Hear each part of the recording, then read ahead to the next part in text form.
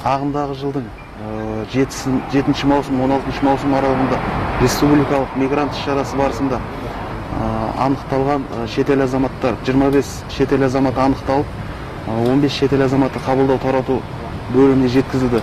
10 шетел азаматына құжаттарының дұрыс болмауына байланысты әкімшілік хаттама толтырып, әкімшілік сотқа жолданды.